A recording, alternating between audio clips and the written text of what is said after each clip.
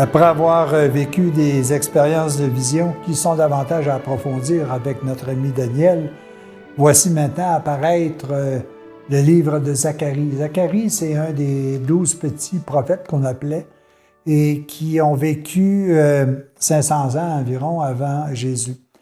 Le rôle principal de Zacharie a été de venir donner de l'espoir, de la persévérance, du courage au peuple d'Israël qui, après la déportation à Babylone, est revenu à Jérusalem et il est venu à ce moment-là, Zacharie est venu les encourager parce qu'il sentait peu la bénédiction de Dieu. C'est sûr que lorsque nous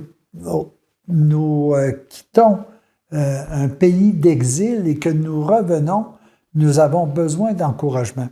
Et cet encouragement-là était là, mais le problème qui arrive, c'est que nous étions incapables de le voir parce que nous étions tellement préoccupés par tout ce que nous avions vécu de difficile. Aujourd'hui, c'est un peu de même. Et il y a aussi aujourd'hui des prophètes qui viennent nous rencontrer pour nous donner de l'espoir, pour venir créer en nous cette espérance de vivre un monde meilleur. Alors, Zacharie avait cette mission-là. Puis c'est de cette façon-là qu'il est venu et qu'il a fait des visions. Et ces visions-là étaient axées véritablement sur comment je peux et comment Dieu peut encourager son peuple à suivre le bon chemin. On se situe à une période où nous devons reconstruire Jérusalem. C'est bizarre. Nous sommes peut-être encore rendus au même moment aujourd'hui.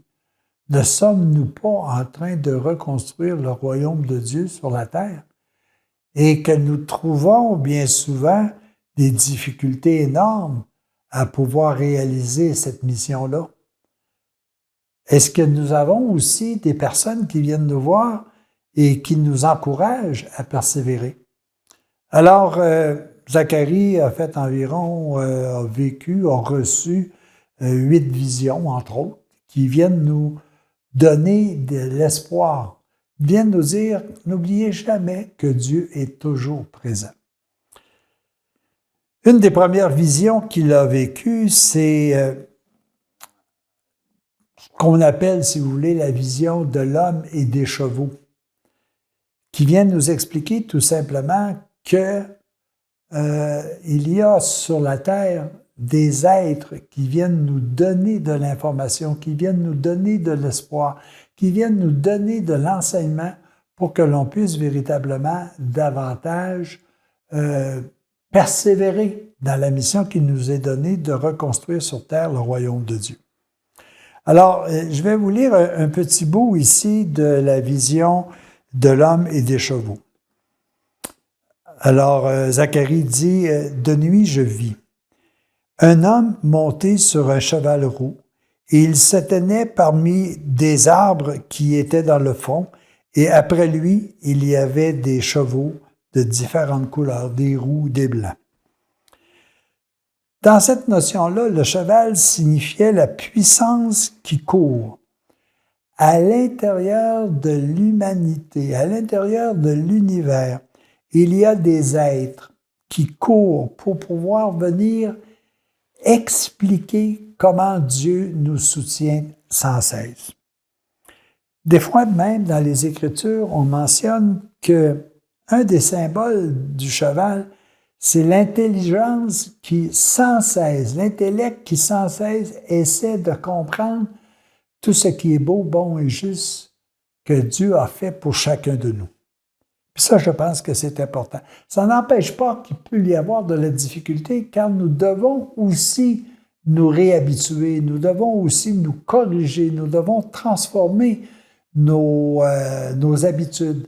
Et souvent dans l'Écriture, notamment au niveau de Zacharie, on parle à ce moment-là du cheval roux, qui bien souvent va nous obliger à faire des efforts, à faire des transformations, à transfigurer notre façon d'être.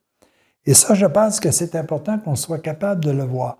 Mais ce qui est important de voir, c'est que un jour, il y aura un cheval blanc.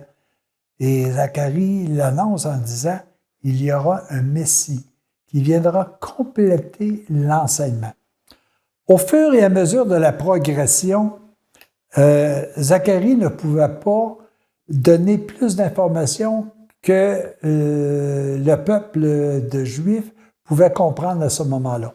Alors, graduellement, il allait tranquillement en disant, bon, il est important que vous fassiez telle chose, mais il annonce aussi qu'un jour viendra quelqu'un qui va nous donner complètement l'enseignement qui va nous permettre de nous libérer de tout ce qui n'est pas de Dieu.